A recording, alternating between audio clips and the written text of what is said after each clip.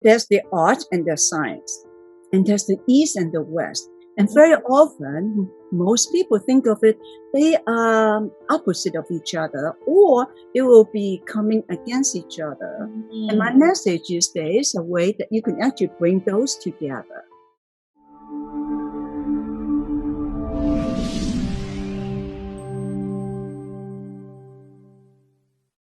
Hi everyone, welcome to Go All In show here. My name is Stant. I'm your host, and today I'm super excited to welcome my special guest here, Amy Segami, into our show.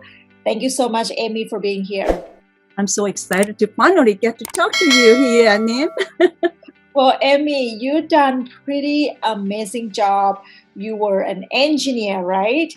And you are an artist, water painting in the water. We're gonna touch about that story too. Like, what is it, painting in the water? I saw your art, and it's amazing. I never seen anything like that before. And you also a motivational speaker. You're speaking over the world, right? I mean, what is it that, can you tell us a little bit about your backstory? How do you get to do what you do? Like, where it came from being engineer, using your brain, and then how come you get to do the art and then speaking and motivating audience like this?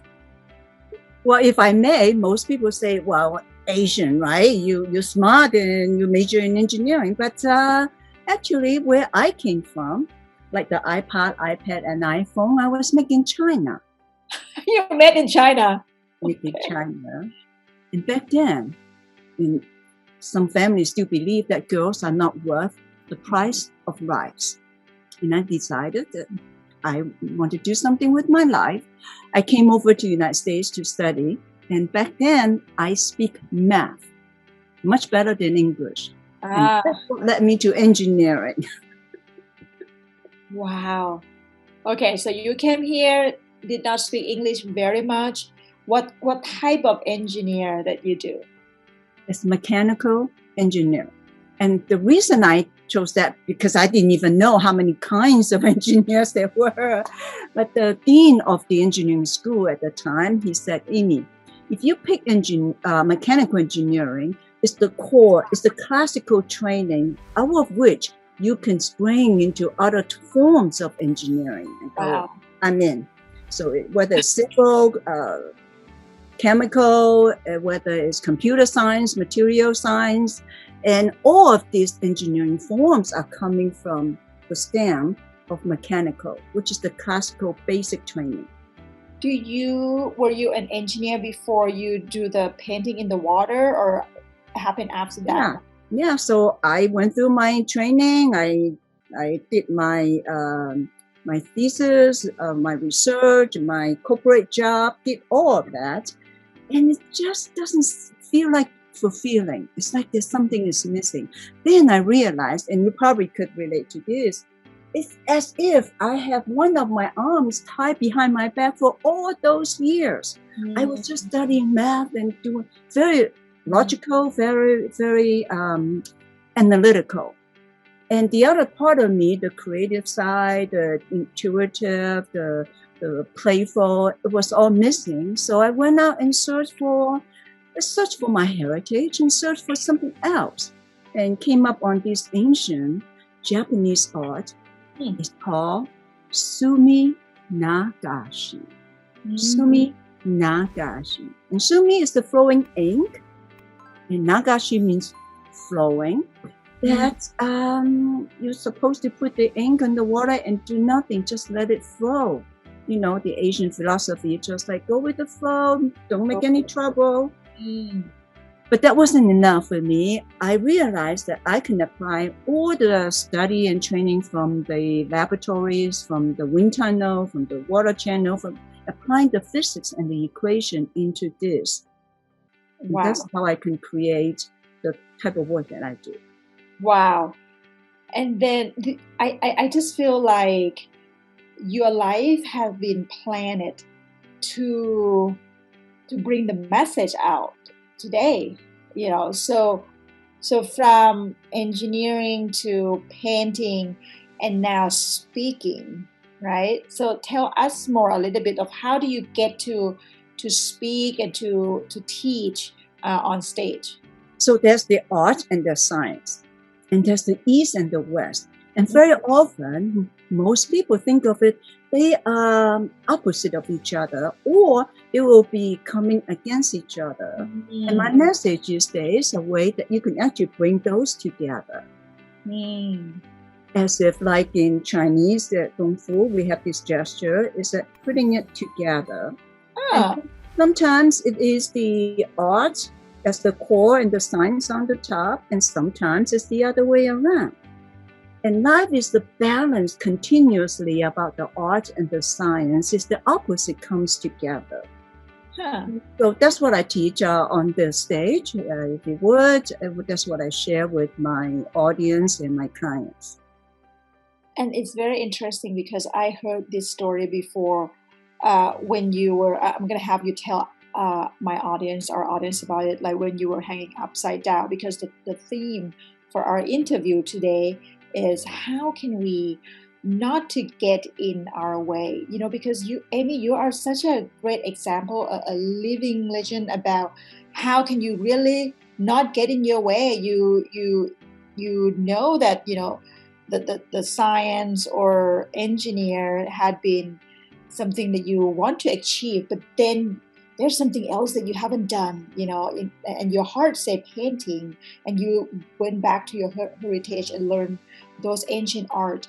And now, like, you really not get in your way, basically. You really go with the flow. So teach us and tell us your story a little bit about how can we really have to, like, get out of our own way. And as an entrepreneur too, my audience, they all are entrepreneurs. As an entrepreneur, how can we do that? Because we want to be in charge and take care of everything by ourselves, right? Yeah, so not get in the way. The story I will share that I think most of your audience can relate to is that life moves along and things happen. And we're driving down this lane. All of a sudden, there's a stop sign. Sudden stop, you go, why? What happened? And then you have to take a detour. So my story was I finished a speaking engagement in South Africa. And of course, you got to stop by Cape Town and climb. Well, actually, I took the tram up to this Table Mountain. And it's like 3,000 feet above sea. It's magnificent. If you or your audience around there should take a look at that. It's beautiful. It's where the Indian Ocean and the Atlantic Ocean come together. That's my theme of coming together, right? And so I had never done rock rappelling. And the local was telling me about it. And I thought, sure, why not? If I don't do it, I don't know when. And I live my life by living for the moment, being in the moment, that this is an opportunity. I sign up. So they have a rope wrapped around me with a helmet on my head and a pair of big gloves, and there I go. And up on the top of it, there was like 3,000 tourists, very busy, hustle and bustle. But when you get dropped down halfway of the cliff, it's totally silent and quiet. It felt as if I was the only tourist dumb enough or smart enough to take this experience. It was beautiful. It was quiet. It was serene. And I looked around. I was the only one. And I was really enjoying this moment. It's like wonderful. I'm glad I took this opportunity. But the next thing I knew, my feet slipped and I flipped upside down. Oh, man. Hung by the rope in the mid-air and roasted by the hot blazing sun, just like a Peking duck. What did you do?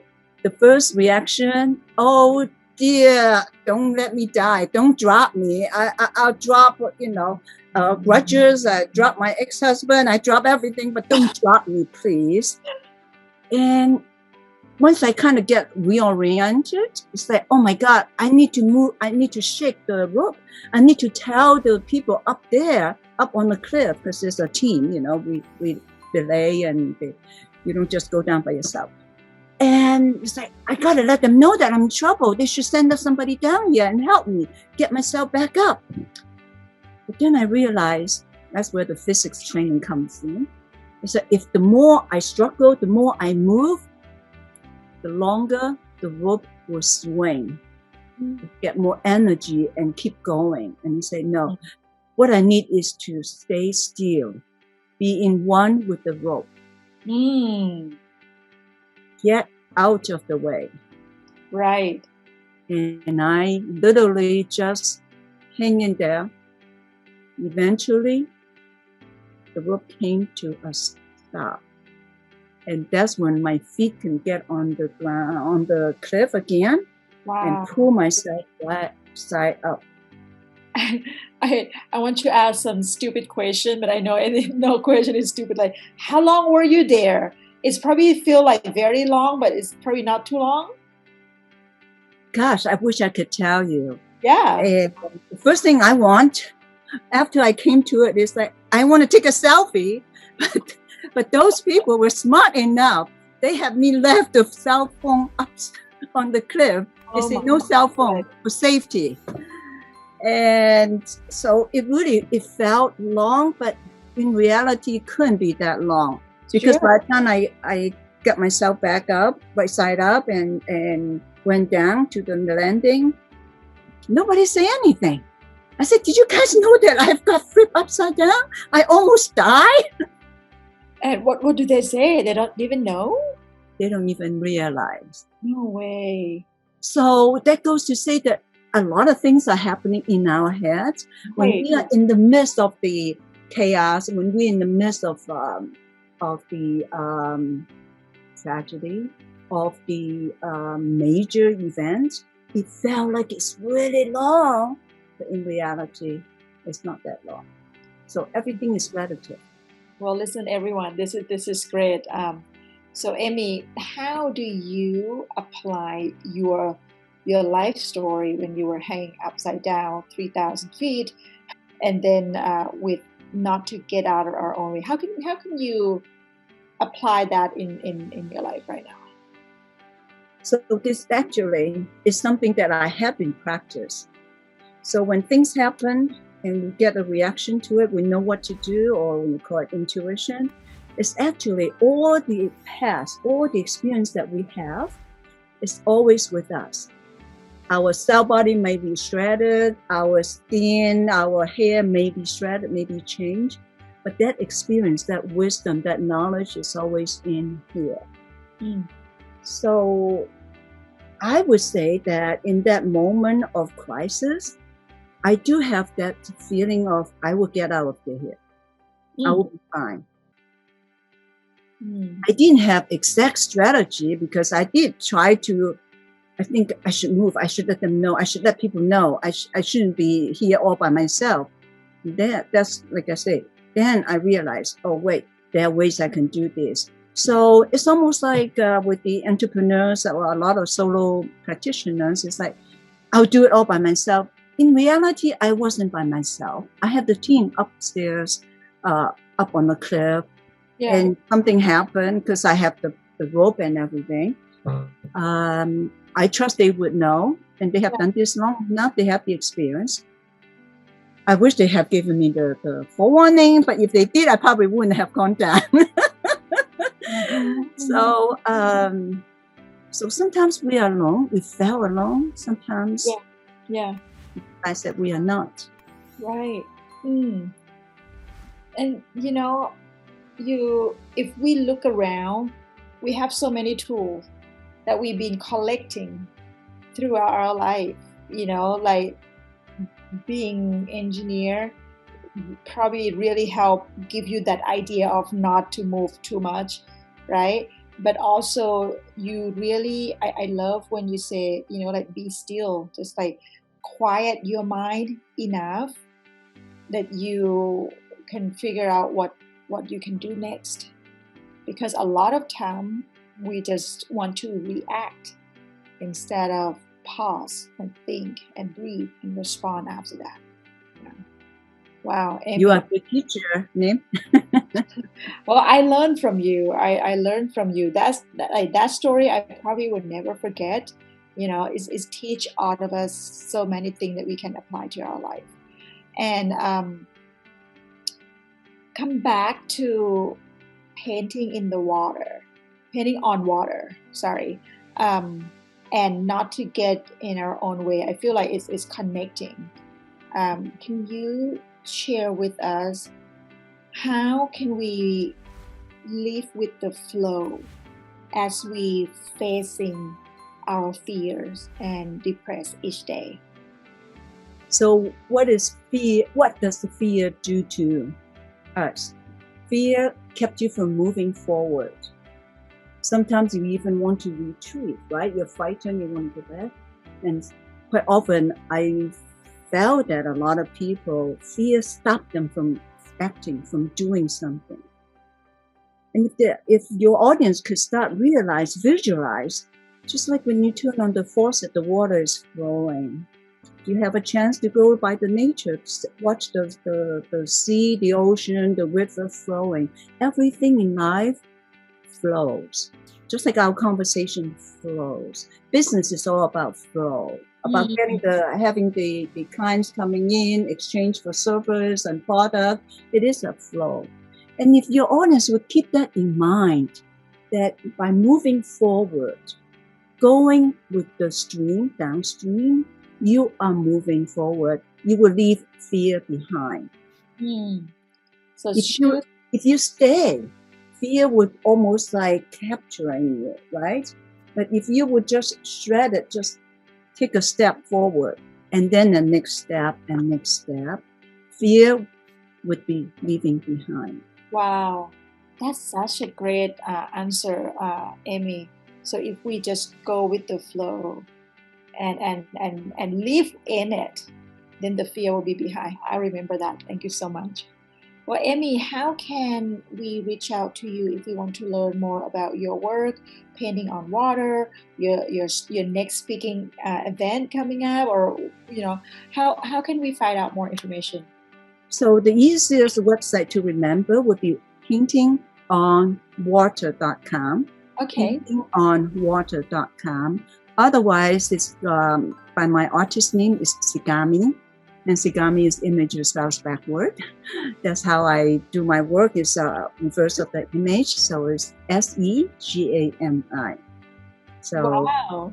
Segami.com is where I would have my updates, information, and feel free to sign up. So you can do this.